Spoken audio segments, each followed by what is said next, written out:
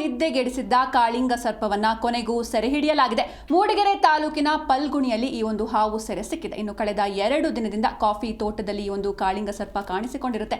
ಹೀಗಾಗಿ ಕಾಫಿ ತೋಟಕ್ಕೆ ಹೋಗೋದಕ್ಕೆ ಕಾರ್ಮಿಕರು ಕೂಡ ಹಿಂದೇಟು ಹಾಕಿದ್ರು. ಸಹಜವಾಗಿ ಜೀವ ಭಯ ಇರುತ್ತೆ. ಹೀಗಾಗಿ ಕಾರ್ಮಿಕರು ಕೂಡ ತೋಟದ ಕೆಲಸಕ್ಕೆ ಹೋಗೋದಕ್ಕೆ ಹಿಂದೇಟು ಹಾಕ್ತಾ ಇದ್ರು.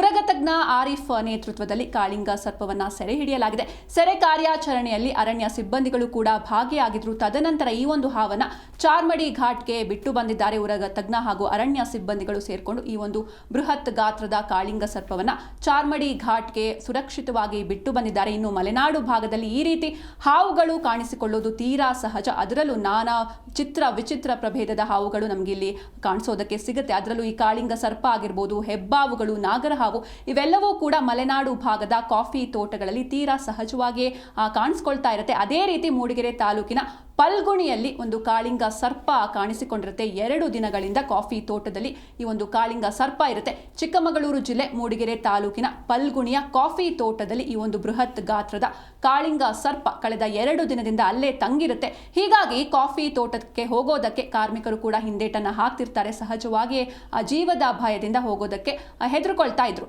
ಹೀಗಾಗಿ ಉರಗ ತಜ್ಞ ಆರಿಫ್ ನೇತೃತ್ವದಲ್ಲಿ ಕೊನೆಗೂ ಕಾಳಿಂಗ ಸರ್ಪವನ್ನ ಸೆರೆ ಹಿಡಿಯಲಾಗಿದೆ. ಸೆರೆ ಕಾರ್ಯಾಚರಣೆಯಲ್ಲಿ ಅರಣ್ಯ ಸಿಬ್ಬಂದಿಗಳು ಕೂಡ ಭಾಗಿಯಾಗಿದ್ರು.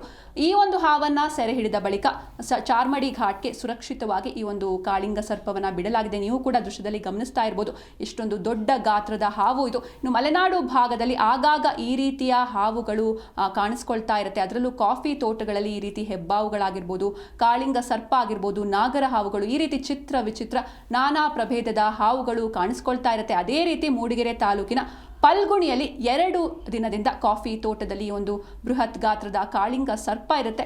ಹಾಗಾಗಿ ಕಾರ್ಮಿಕರು ಕಾಫಿ ತೋಟದ ಕೆಲಸಕ್ಕೆ, ತಮ್ಮ ದಿನನಿತ್ಯದ ಕೆಲಸಕ್ಕೆ ಹೋಗೋದಕ್ಕೆ ಹಿಂದೇಟು ಹಾಕ್ತಿದ್ರು. ಒಂದು ರೀತಿಯ ಒಂದು ತಲೆನೋವನ್ನೇ ಸೃಷ್ಟಿಸಿತ್ತು ಈ ಒಂದು ಬೃಹತ್ ಗಾತ್ರದ ಕಾಳಿಂಗ ಸರ್ಪ.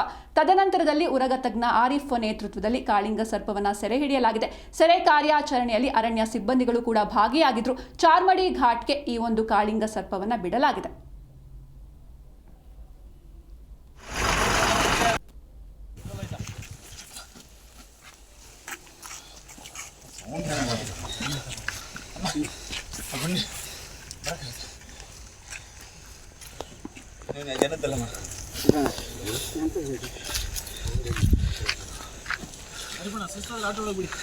ನೀವೆಲ್ಲಿ ಮೇಲೆ ಲೋಡಾಗಿ ಹೋಗಿದ್ರಾ? ನೀವೇ ನೋಡಿದ್ರಾ? ನಾನೇ ಬಂದಿದ್ದಲ್ಲ ಬಿಡಕ್ಕೆ. ಬಿಡ್ತೀನಿ, ದೂರ ಹೋಗಿ ಕಟ್ ಮಾಡ್ತಾ ಇದ್ರು. ದೂರ ಹೋಗಿ ಬಿಡೆ ಮಾಡ್ದ ನಾವೇನ ಮಾಡಾಯ್ತಾ? ಆಯ್ತು, ಕಟ್ ಮಾಡೋದು. ಮನೆ ದೇವ್ರನ್ನ ನೆನೆಸ್ಕೊಂಡು ಇಲ್ಲಿದ್ದು ಊರ್ ದೇವ್ರನ್ನ